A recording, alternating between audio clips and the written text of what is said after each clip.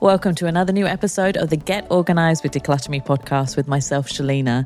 Today, I am so happy to finally have an interior designer talk on the podcast about everything interior design, sort of with decluttering and organising elements. So I wanted to say hi to Aleksandra Mojse from Moi Design Studio. So hi, Alex. Nice to have you on the show.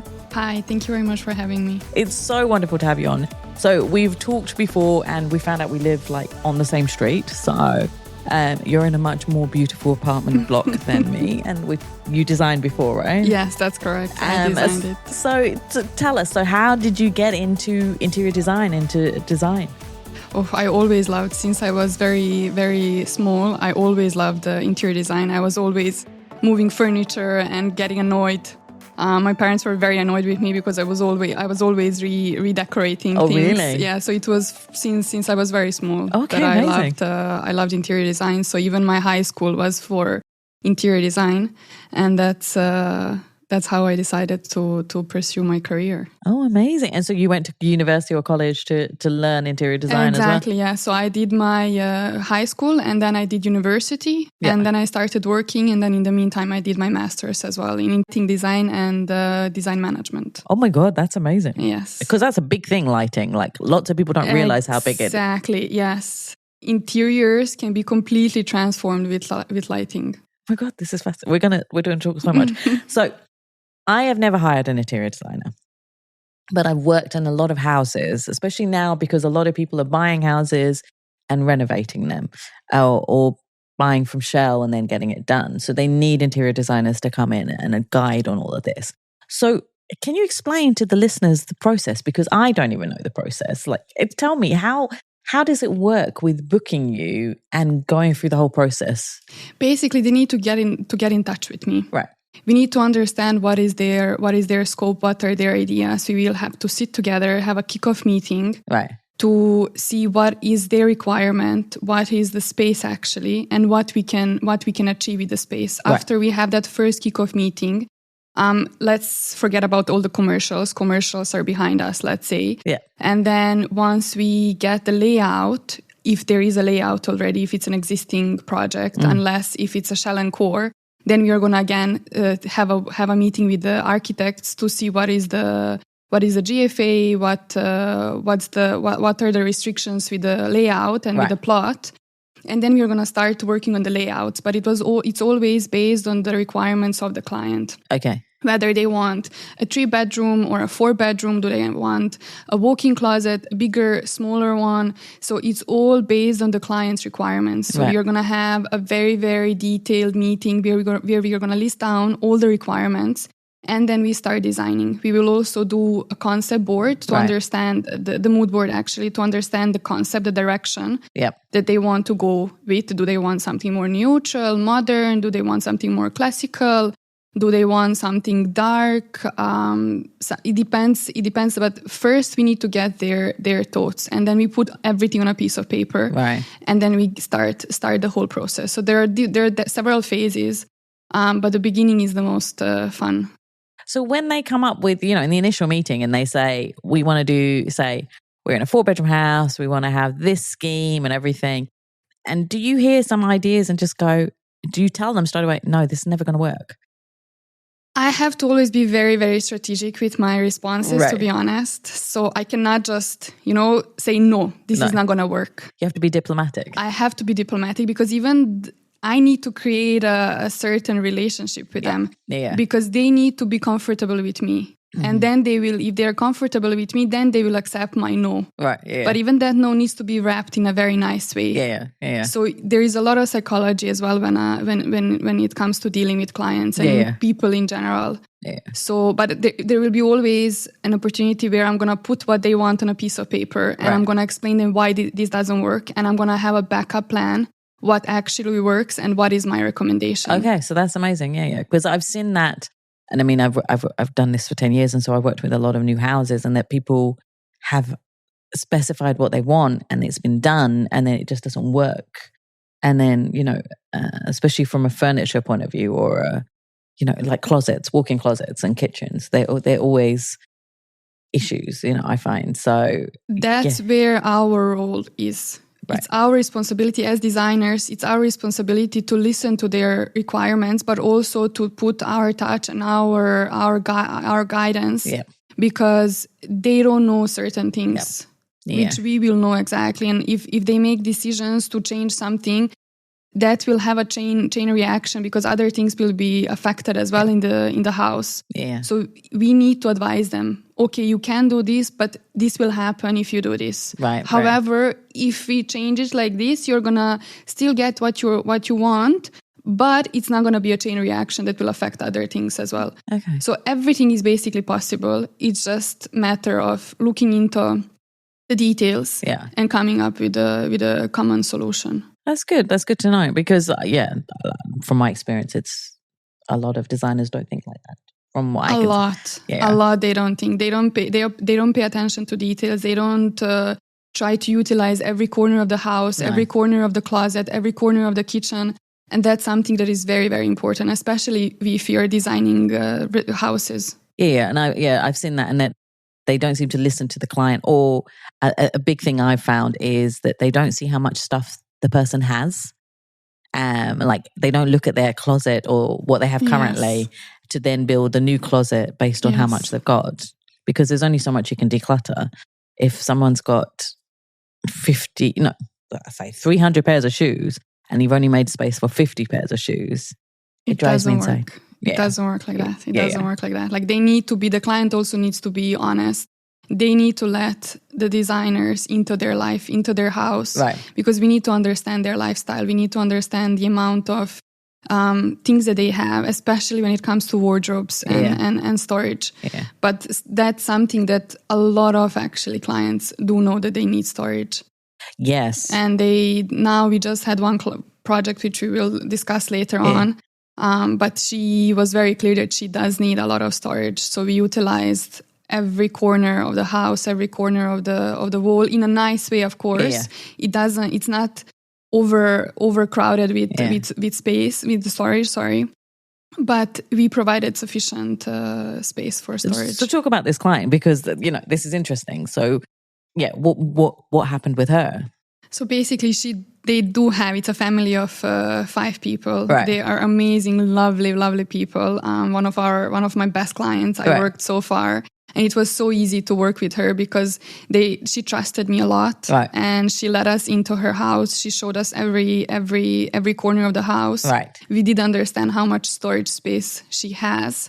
So throughout the design, we were looking into utilizing every corner. Right. For example, since they're 5 people, family of 5, they travel a lot. Yeah. They have a lot of suitcases, right? Yes. There's never a storage space for suitcases. Exactly. Yes. Then they had a lot of, it was a townhouse on 3 levels. Right. So they also had a lot of corridors, which we utilized the space for the storage of the shoes. Oh, how? Because these corridors are normally quite narrow, right? Exactly, but you don't need much. You don't need a 600 millimeters deep storage for the shoes. 350, it's more than sufficient to 400, right? Which we could fit within the corridor. It didn't affect too much the circulation area. And then they were floor to ceiling.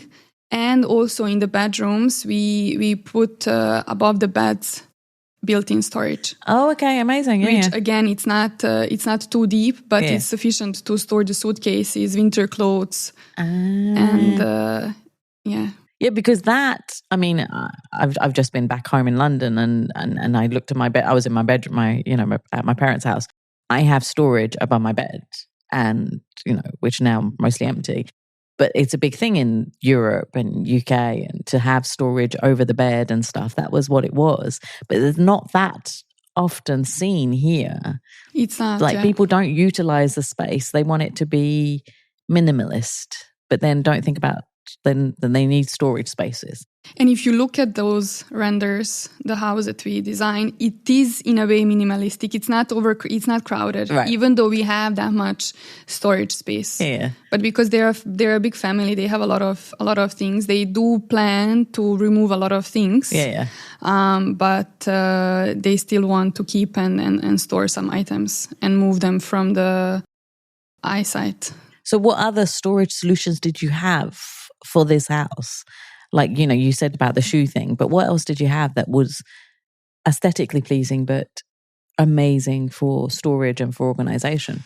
So mom is obsessed with coffee. Oh, and okay. They had around 5 to 6 coffee machines throughout the house. Okay, so we agreed to minimize the amount. Okay.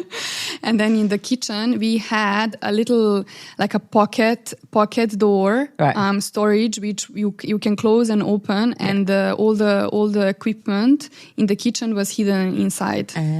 All right, so that was, for example, one of the solutions. And then in the kitchen, we also had a walk-in pantry. Okay, yes, that's a cool thing to have now. Yes, so it's a hidden. It looks like a storage, right. But when you open, you do have a very nice walk-in pantry where even the water dispenser is going to be hidden. Because we do think about a lot of details when we are designing, because we are trying to declutter space and have a nice look and feel overall. That's great. I mean, because sometimes, a lot of the time, it's not thought about from an aesthetic point of view. Yeah. It's very rare to have that, but you need to have more storage solutions and more things like that. And how do you get clients to realize that they do need, more storage solutions or more things to help them get organized in their new homes when you're designing them? Because they don't often think of that, right? It's something that we bring up. Right.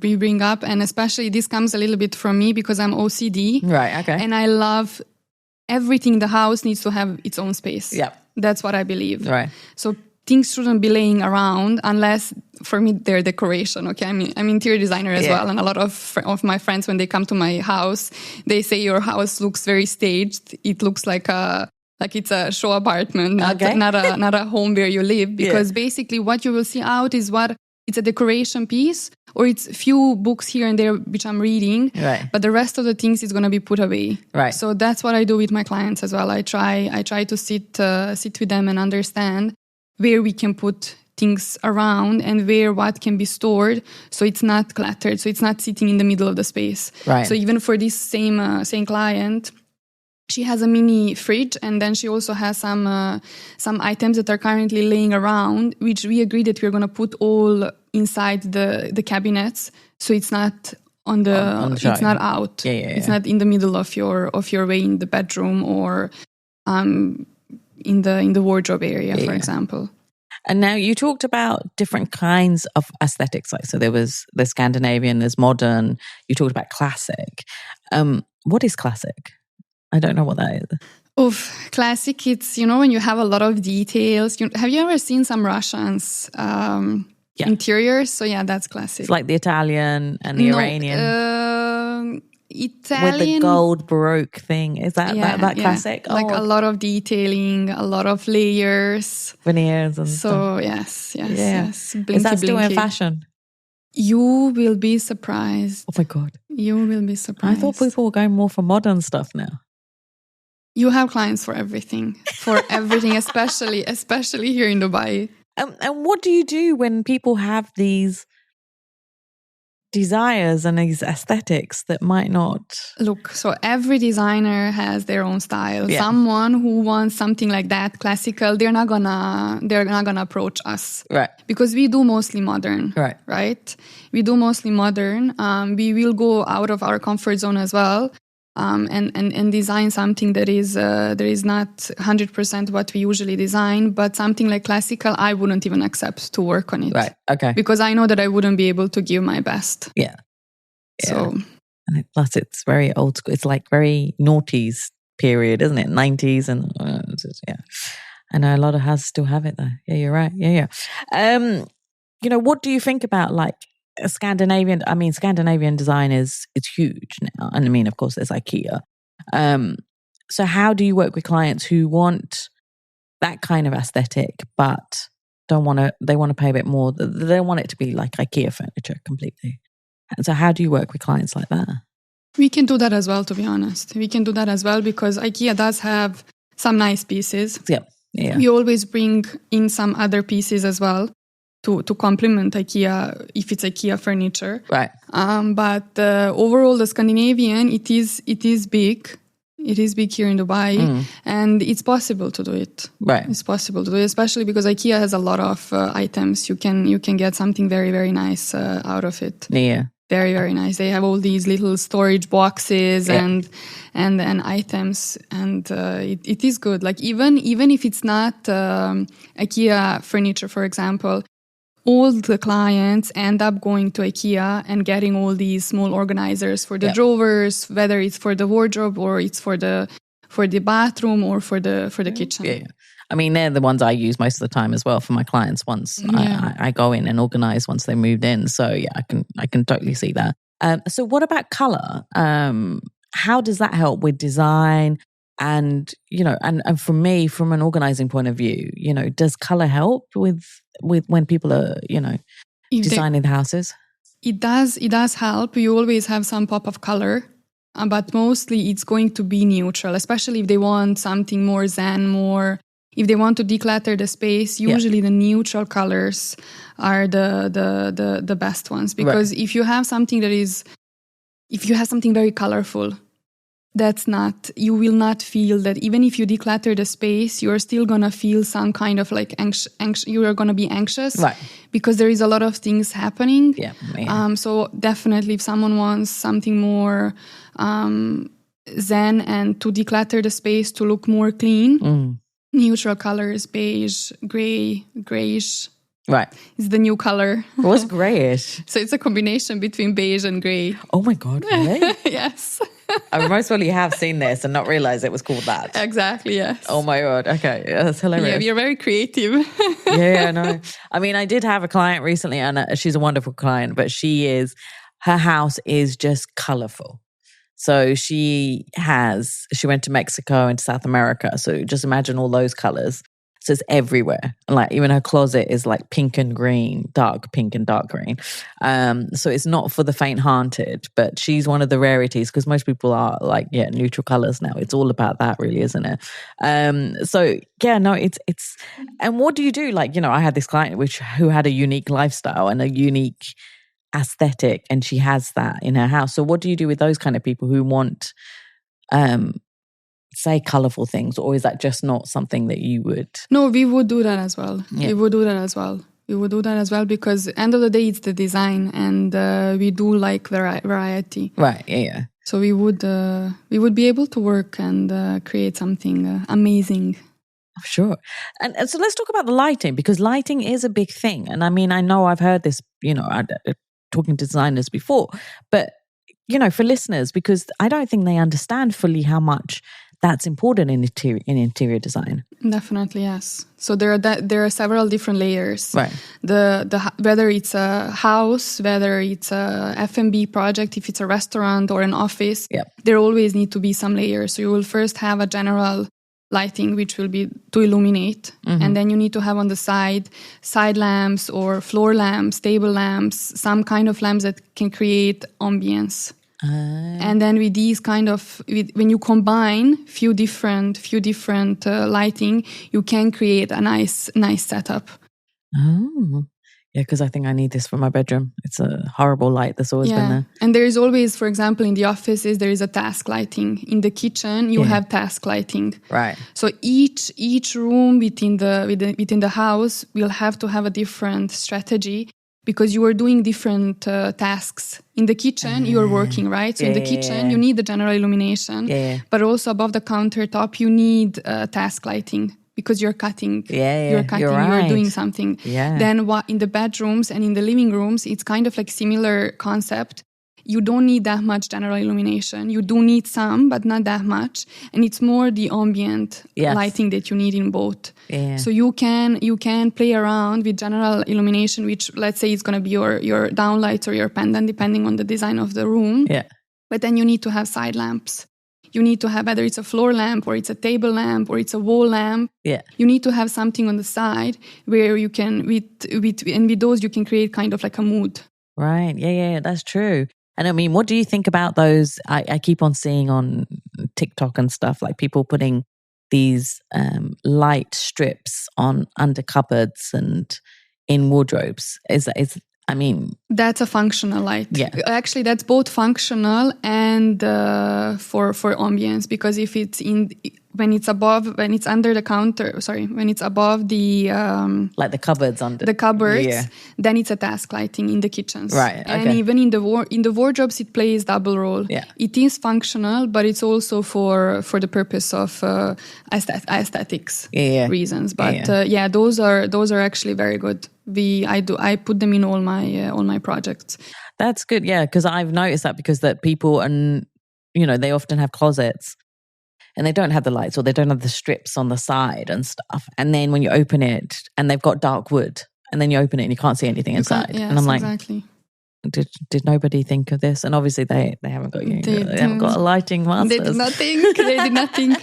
But yeah, that's something that we designers love even putting, because it's additional layer. In interior design, everything is about layering. Right, okay. Everything is about layering, and that layers enhance the space. Right. Whether we are talking about, let's say, we have the main flooring, then we have the carpet, and then we have like side tables that are overlapping. It's all about the layers. Right. It's all about the layers. That's so fascinating. That's really, really interesting. Is there, what else is there that I haven't thought of that, because we've talked about so many things, but is there anything that I have missed with regards to interior design and organizing that you think, we need to know about?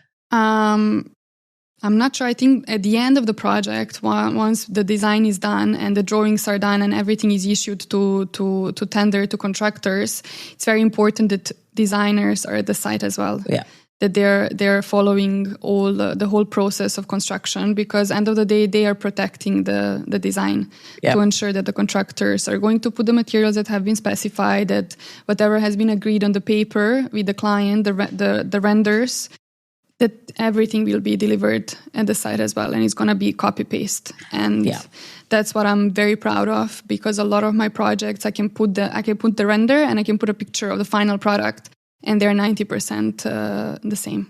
That's amazing. Yeah, you're right. You're totally right, because I have seen that. And I mean, I had one project where, and I went in when it was, the construction workers are always still there while and they're trying to move in and I'm organizing the place. But I had the designer just disappeared because they couldn't handle the amount of people that was in the house. And it was like, you're the designer, you have to be there. So things were just not correct, which was shocking.